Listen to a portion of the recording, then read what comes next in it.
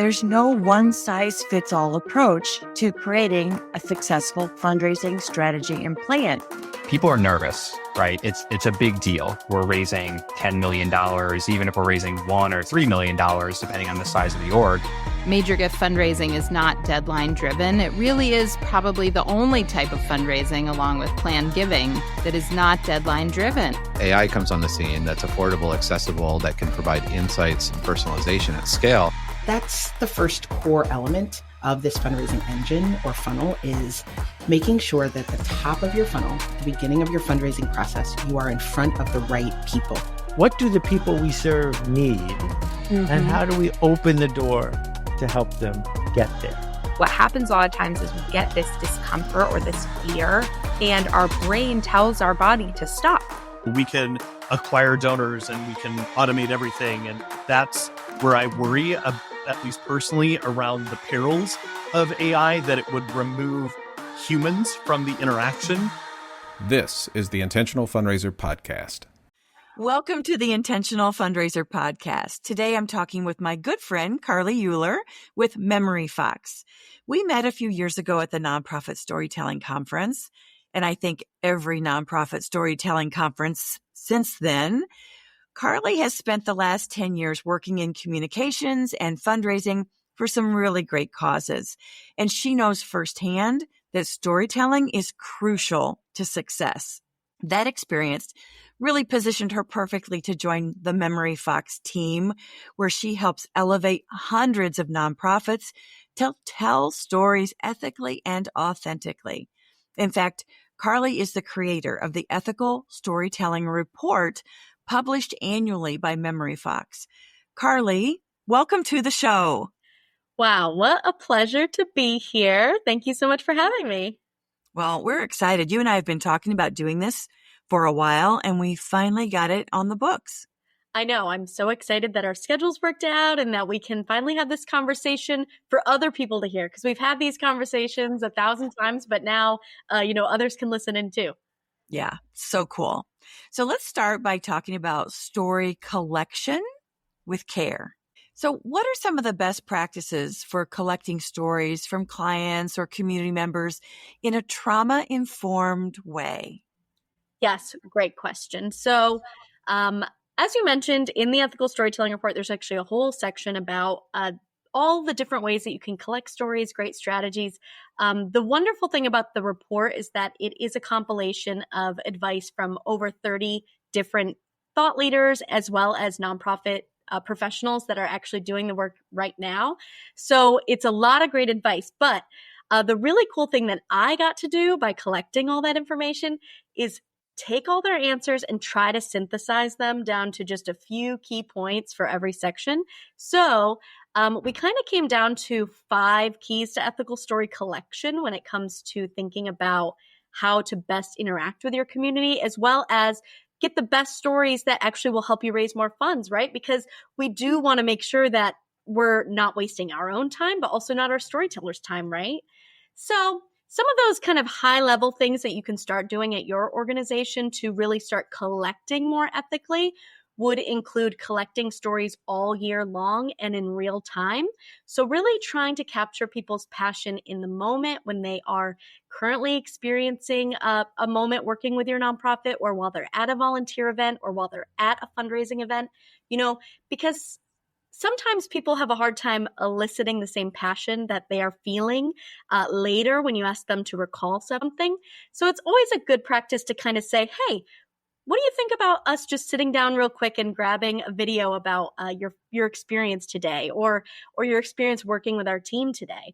Something like that, where you're capturing it in real time, is going to really make the storyteller have a full clarity and feel exactly what they're feeling at that time and what they're willing to share. So that's kind of a really good one that people can start implementing anytime all year long, right?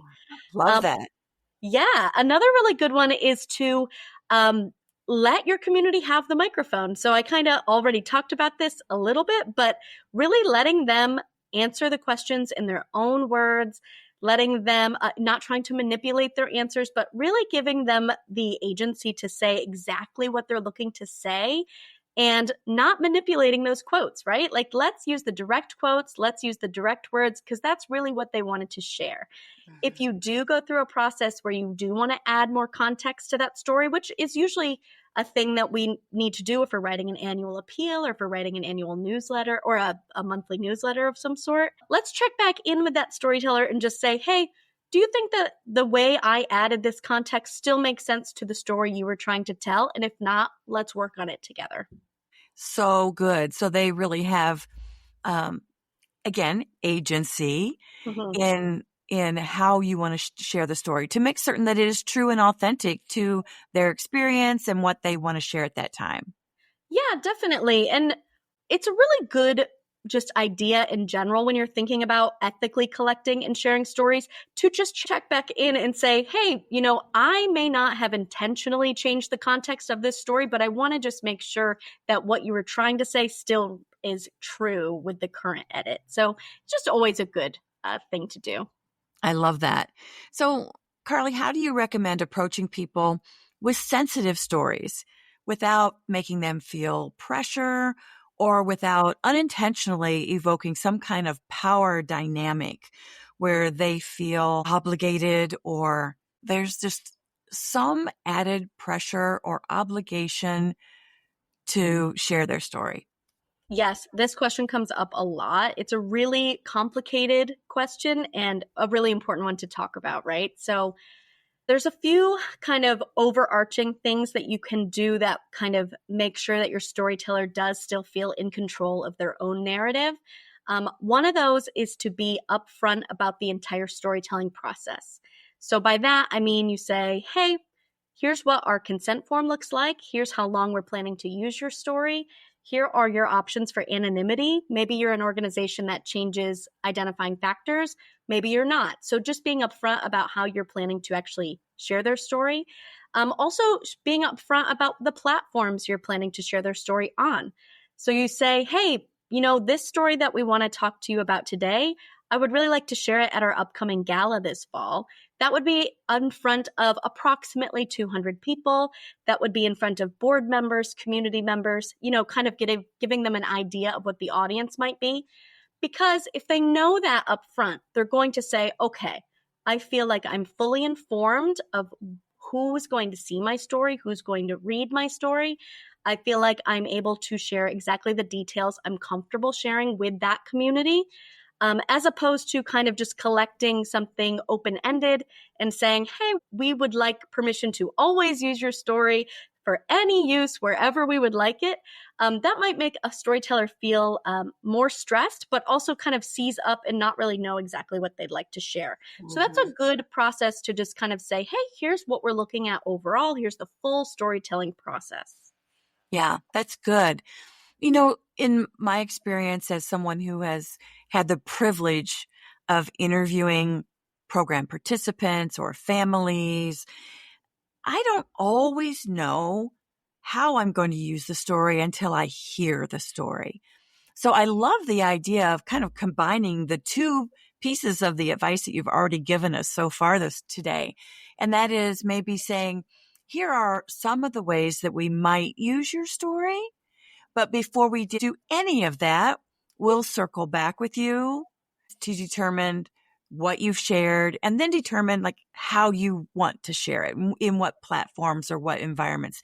What do you think about that kind of bookending, setting expectations about what might happen, but then after you hear the story, you've cultivated it, you've shared it back with them, and they've made any tweaks, any changes to make certain that it's told in the way they want it told, and then to have the conversation about what channels you might use. What do you think about that?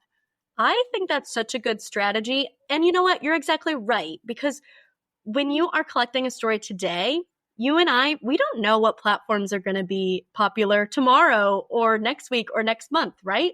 Maybe all of a sudden every nonprofit's going to get on TikTok. I don't see a whole lot of them on there right now, but maybe it's going to blow up, right? Who knows? So, right? So we want to make sure that we are able to, just check back in and let our storyteller know, hey, this is a new platform we're planning to share it on. Or even saying, hey, we would like to expand your story and share it in our annual report. I know we didn't originally talk about doing that, but this is something we want to do now. I think that's such good advice. Carly, what does informed consent really look like in practice? And how can our listeners build better systems for consent collection and management? Because sometimes you talk with someone a while ago and you don't really remember, or staff has changed. Like, what are our permissions? How do you manage all of that?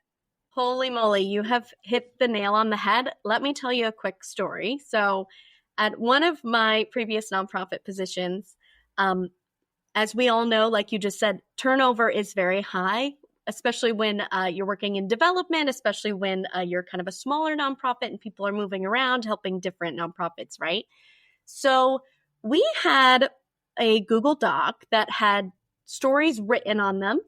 And we had a policy at our org to change the identifying factors. So we were committed to changing names. This was a veteran service organization, so we also changed the military branch. We changed the actual fort, like the actual base that they were living on, things like that, so they would not be identified. But because of turnover, it actually was very unclear if the identifying factors had already been changed, if they had been changed several times, if they had been changed if this was the original story or if this was the edited story. And it was a little bit of a mess because we didn't keep track of, as the stories were progressing from employee to employee, exactly what work had been done. So staying organized is so, so important, especially when it comes to consent and when it comes to making those ethical changes that you're committed to. We really didn't have any way of knowing if this was the original family's name or if we had already changed it, which was a huge potential issue for us. So I would say that experience that I had, that was 6 years ago at this point. But in the report, I did specifically ask in our survey section how people are currently feeling about the way they collect consent. I found that over 80% of the people that answered the survey said they believe consent is extremely important. So that was the highest they could say. But on the flip side, there was only 24% that said they felt like they had a solid system in place currently to collect consent. So a massive gap there, right? Wow. Yeah, so that's not, of course, something that we want to see. We want to see that people are feeling like it's extremely important, and also people are feeling like they are doing it well and that they are feeling like they have really got consent in a great, respectable way. So your question was, well, how would you maybe start with collecting consent? Maybe some of the first things you would do. My advice is, do not take verbal consent or implied consent any longer. And that really is to mitigate risk on both ends, right? For the storyteller as well as for the nonprofit. So even if someone emails you a wonderful story where they say all this great feedback about the services that you provided them, or even just about their experience working with your team, make sure you send back something that says, hey, I want to make sure I have your consent to use this publicly. We do not want to feel like they have given us implied consent simply because they sent that to us. So a really easy way to get started is just a simple checkbox where you say, hey, we would like to share, like we mentioned earlier, we'd like to share your story on this and this and this platform.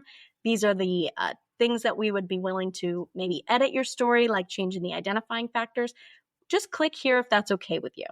So that's something we actually built into MemoryFox, where people cannot actually submit a story until they've done that checkbox, just to be absolutely clear that that is something that they agree to.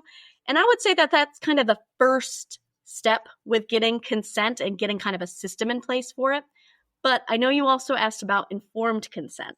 So let's say you finally have gotten that checkbox really in order. You have made everyone on your team is on board with it. Now there's a few things you can start implementing that will really lend themselves to informed consent. One of those that I like to recommend is providing your consent form in different formats. We all know that people learn in different ways, so it's a great practice to give them multiple ways that they can understand and learn your consent form. So maybe that's an audio option or a video option instead of just a written form. Also, it's a good idea to think about multiple languages. especially if your community that you work with does speak multiple languages. Let's either have a translator or let's have somebody that is able to translate that consent form in the actual language that they are most comfortable in. And then even one step further, maybe kind of a third phase, if you are feeling like you've nailed those first two, would be to actually walk through that consent form with your storyteller, especially like you said, if you're in an interview setting and you have the opportunity to really sit down with them, just walk through that form and say, hey, are you feeling like you understand what this means? Do you have any questions about that? And then people can start to feel like they are able to have a conversation with you about consent instead of just simply checking a checkbox. Really, really great advice. And storytelling ethically and responsibly has really evolved. We've gotten a lot more sophisticated. And I always think of Dr. Maya Angelou's quote that when you know better, you do better. Yes. And we know so much better now about how to tell stories in a way that honors and respects our storytellers, right? That honors their dignity, that is also good for them, but also good for the people hearing or reading the story, right? Because that secondary trauma, you never know what someone's lived experience is who might be hearing a story. And so how do we tell those stories in a way that is impactful, is meaningful, that connects them, that creates that sense of community and evokes empathy without triggering them as well? So it's just such a fascinating and quickly evolving, discipline, I'll call it. Absolutely. I think even 5-10 years ago, a lot of nonprofits were still kind of on board with what you might call like poverty porn style stories. Yes. And I would say that was, like you were saying, because we just didn't know better. I don't blame people for doing that. I think that we all said, hey, this is a great fundraising tactic. We have proven that it raises funds.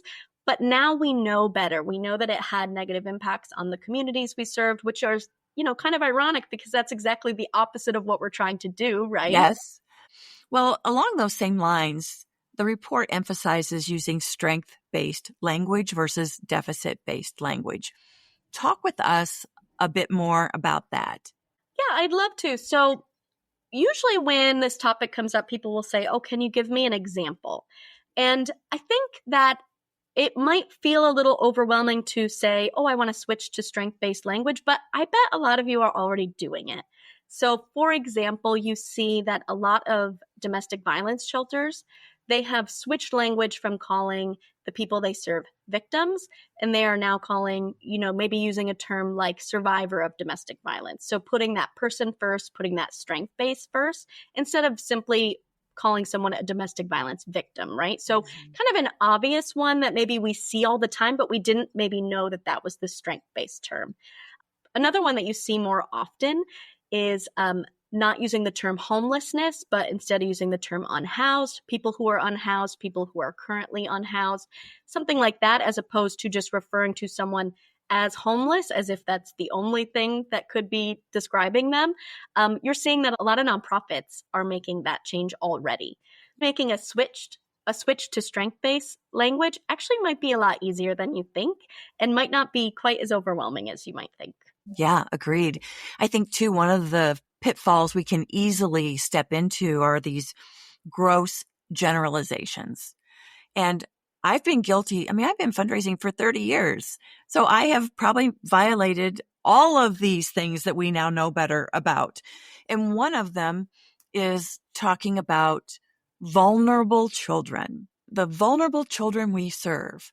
Well, are all of the children that we serve vulnerable, or are a portion of them in circumstances in which leave them vulnerable, right? And so just watching kind of those overarching exaggerations, because we also know that trust is so important to the people that we are telling stories to, typically to motivate a call to action, whether it's volunteer or whether it's give a gift, right? Become a monthly donor. And so when we exaggerate, like $1 a day will cure hunger, well, it's a little more complicated than that. right? And so I think that that's another one of those pitfalls that we need to raise our awareness of it and just be so much more intentional about the humanity of people that are participating in our programs or who are receiving services.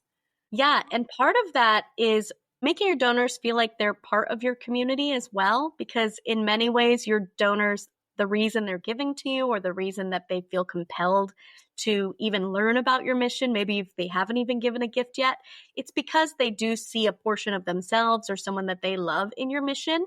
And when we do use those overgeneralizations, we're talking about really othering a community when instead we can say, hey, let's have conversations with our donors. These are some situations we find our community in currently, the community we live in together.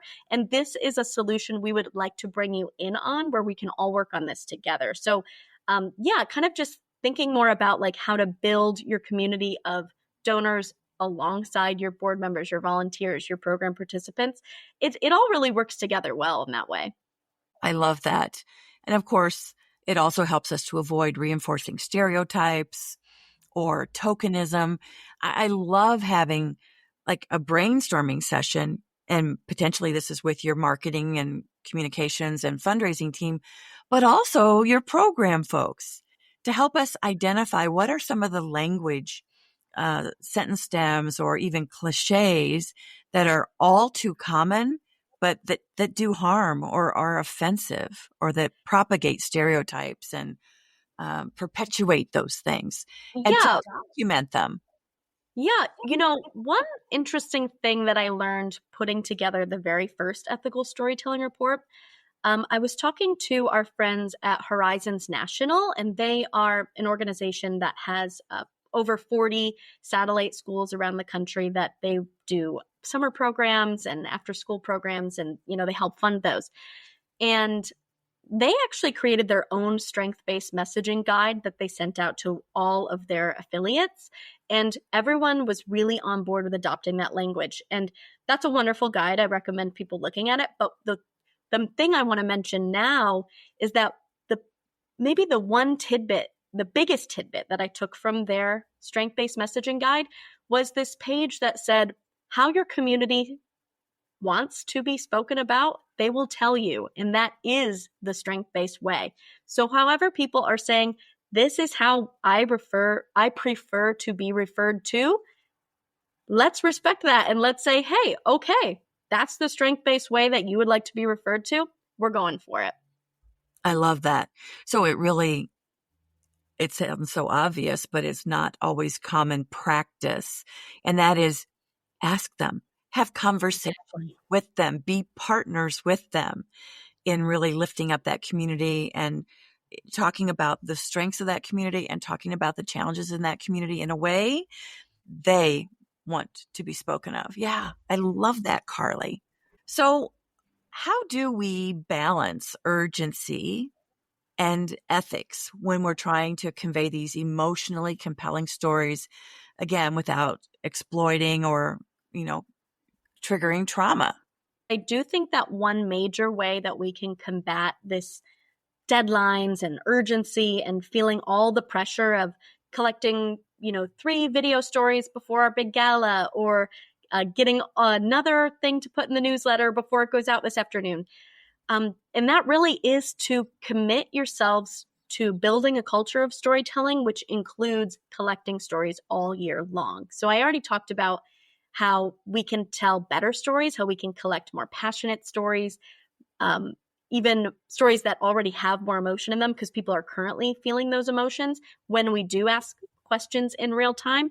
But that also twofold means that you have a story bank of stories ready to go when you need them, instead of having to go back and think in your head, okay, I got to connect with the program managers and say, hey, who can I interview? Who can I talk to? What's a great story happening right now?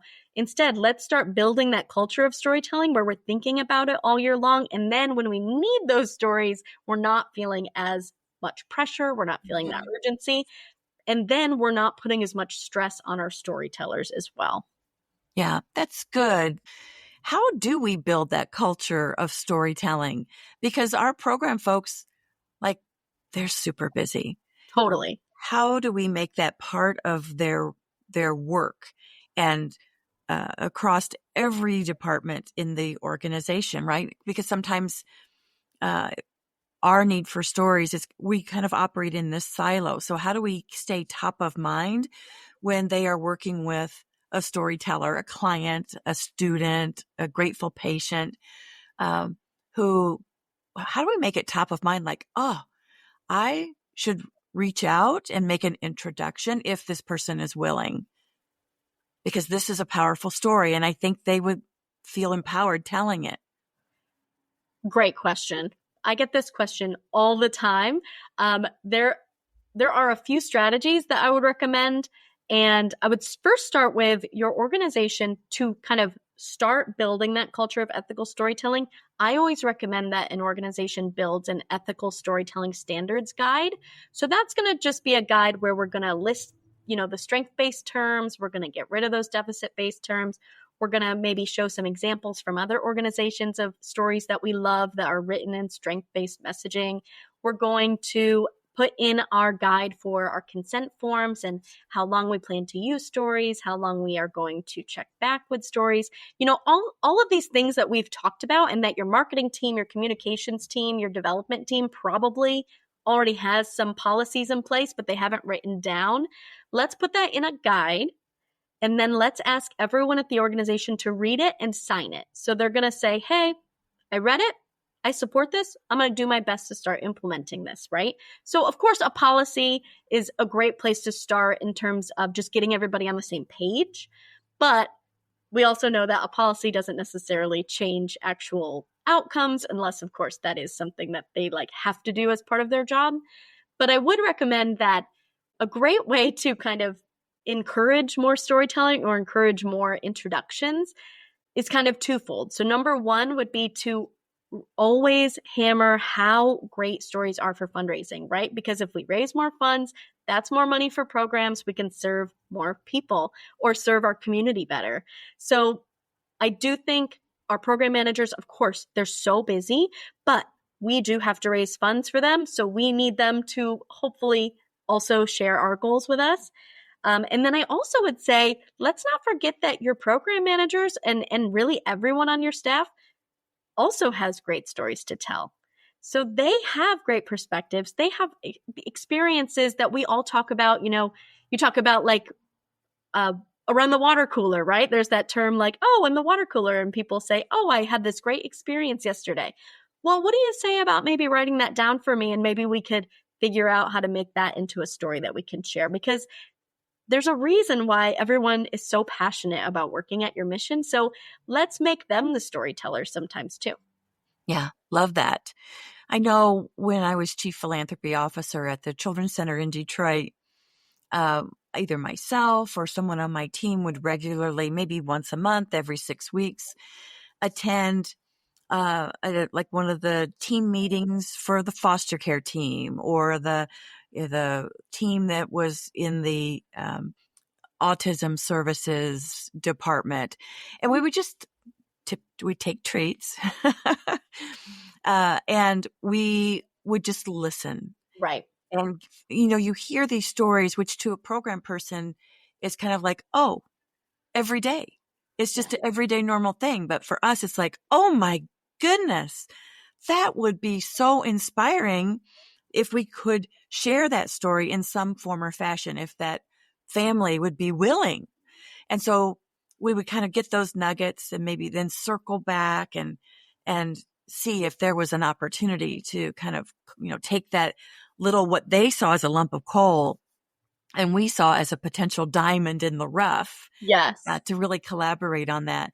And then, Carly, one of the things that we would do then at maybe at an all staff meeting, and those typically happened at least once a quarter, and this is 300 people in the room, we would lift up a particular clinician or social worker and share a teensy bit about the story, but what a donor said or how much that appeal raised, and somehow just an acknowledgement and gratitude and recognition.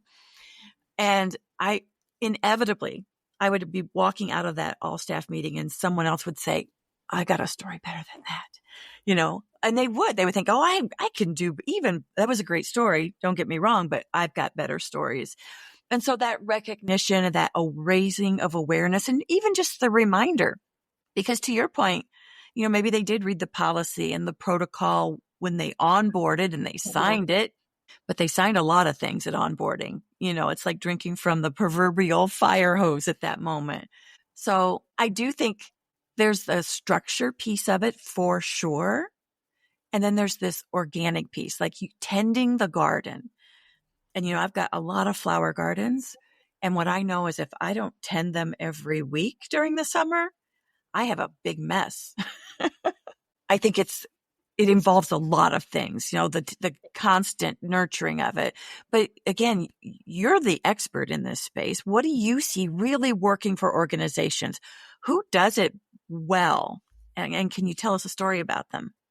Wow. Well, I would love to. So the 2024 report actually has 5 case studies within the report. And it was such an honor to just have those nonprofits really volunteer their own information and kind of write their own story and say, hey, this was something that we implemented this year. Here is the outcomes. Here are things we're continuing to work on. And they were all through an ethical storytelling lens. So we have one that's like about consent. We have one that's about just collecting stories more ethically. And then we have one about sharing. There's 5 great ones in there. I would love to talk about one of those today, though. And it's from our friends at I Would Rather Be Reading. And full disclosure, they are a MemoryFox customer. So I do know them very well because I had the opportunity to actually work with them. So what they did, kind of their ethical storytelling case study, was really built on the idea that they had actually never done storytelling before because they felt like the stories that their students had. Oh, I should back up and I should tell you what they do. So I Would Rather Be Reading is a nonprofit that's based in Kentucky, and they do after school programs. And now they have expanded to summer programs, and their primary focus is reading, right? So it's called I Would Rather Be Reading. And their dilemma was that they had never done storytelling before, but they knew it was a great way to fundraise, but they really didn't want to put their children or their families in the position to feel shame or like they were having to tell something traumatic about themselves. So they just had never done storytelling before. They just never tried it. They thought, well, we'll just keep talking about numbers. We'll keep talking about the amount of schooling that we're providing, the amount of children that are in need for programs like this. But they did decide to adopt a storytelling policy. And what they did was they made the decision as an organization to only ask the students and the teachers and the mentors questions that use strength-based messaging. And they would never ask about the background of the students. Unless the student voluntarily said it, but they were never going to specifically ask about it. So that was just a policy they decided. They thought, let's give it a try. This is really important to us as a staff. We're not certain if it will help us raise more funds, but this is something we feel committed to. So fast forward, they got all these clips from students where they would ask them questions like, what is your favorite thing about yourself? What is one thing that you learned today? What is your favorite book that we read and what did you learn from it? So they had all these questions where the kids just talked like kids, right? Yeah. Those are kinds of questions that you ask your own children, your own grandchildren that, they do always say really great answers. They have really thoughtful things to say. So what they decided to do is they asked all these questions and they put together a compilation video of 50 of these little snippet stories from students. They put it in front of their Hearts for Hope breakfast, which was their first in-person fundraising event that they did. And they were blown away when they raised $35,000 in the room, which was 75% more than they had projected for that fundraising event. So that was just them saying, hey, this is important to us. Strength-based messaging, making our students feel like they're only talking about positive things in their lives, accolades, things they've learned, and then actually taking them, putting them in front of potential donors where historically they hadn't been able to see the children ever. They had never had any connection to the children, but it was such a great video that they said, hey, I want to keep donating to this organization. I love that story. It's got me all teared up here. I want to go to their website and see, or maybe a YouTube and see if they have a YouTube channel. I want to see those little faces. I want to hear those little voices. And I love that strength base. I mean, so for those organizations who might be listening, like, we don't have any stories to tell, or we don't want to talk about our clients, our program participants in any way that would have them feeling shame or some sort of way that's not completely positive. This is such a great case study. And of course. Yeah. And when it comes to storytelling with kids, we work with a lot of people that will say, okay, but it's really hard to get parental consent for these things. It's hard to get parents to buy into us being able to film their kids. But they found kind of a supplemental outcome of this policy was that the parents were okay with their kids being asked these types of questions because they didn't feel like the kid was going to, be pushed to cry or feel like they were uncomfortable. So they said, oh, you can ask my kid that. I approve. And they approved all those stories. So it was just a really great way that you can kind of circumnavigate maybe kind of a bigger issue that a lot of nonprofits have, which is the consent from parents when you're working with youth. Yeah. Yeah. Love that, Carly. Well, along the same lines of making certain that no one feels uncomfortable, that we're honoring our storytellers, we have this new tool now called AI, artificial intelligence. So what role does AI play in ethical storytelling? And are there unique risks or unique opportunities using AI to craft stories? Great question. Obviously, one that we are continuing to explore and learn about. I would say that AI, for when I think about the way to use AI in terms of ethical storytelling, for me, the primary way that comes up is when you're thinking about anonymous storytelling. So if we're trying to generate images or videos that can convey what you're trying to portray without actually showing the people that you work with, that is an option that you can use AI for. That is not always something that I tend to do, but I do see that people are doing it, and a lot of nonprofits are doing it well. So I think that that is a good thing that you can try, especially if your population that you work with the stories are extremely sensitive, they absolutely cannot be on camera, or they're completely uncomfortable with it. There are ways that you can get around that and kind of do like an anonymous storytelling strategy for that. I also think we can use AI creatively to tell stories from other perspectives. There's a nonprofit that's referenced in the report where they are a food bank, and they actually decided to tell the story not from the program participants' perspectives or from the volunteers or from the staff members, but instead they decided to tell the story from the point of view of the food delivery truck. So that was something where you could say, hey, I got some footage of my truck. They put the phone on the dashboard. The truck drove its whole route, and they talked about all the great things that the truck accomplished that day and the things that it had to do to accomplish it. So they had to stop for gas. They had to put air in the tire. They had to do things that led to that mission being accomplished of that day. And I think that if you're trying to think creatively about how something like that might work for your nonprofit, put some ideas into ChatGPT and say, hey, we are a after-school program. We are a program that helps build houses. Help me write a story from the perspective of a hammer, or help me write a story from the perspective of a backpack. Something that is holding knowledge, something that's holding potential leadership skills, reading skills, teamwork, things like that. I think that we can use it creatively, and then of course always edit and add our own context to it. But I use ChatGPT all the time for brainstorming. It's super helpful for me. Yeah, I love that. I love especially using it for that creative point of view from the hammer, the truck, the bird, that lives in the land trust. I think that's very clever. And of course, I'm a believer that if you are using AI to create images or video, in the spirit of transparency, you need to disclose that in a footnote underneath the image. And you're nodding for those who might be on audio only today, like you're nodding for sure. Again, just being fully transparent about those things. Yeah. Yeah, your donors are going to appreciate that transparency. And even if that's, you say, we used this we generated this image using AI because our policy is that we don't show faces of the people we serve or something like that, really bring them into the conversation, because if somebody really has a question about it, let's have a conversation about it. Yeah, I think that's good. Really good. And I also am a fan for those missions that have highly sensitive content, as you were saying, like easily identifiable storytellers who want anonymity to, perhaps like, I'm going to tell you a story of a typical client, a typical person who crosses our doorsteps or who calls our hotline.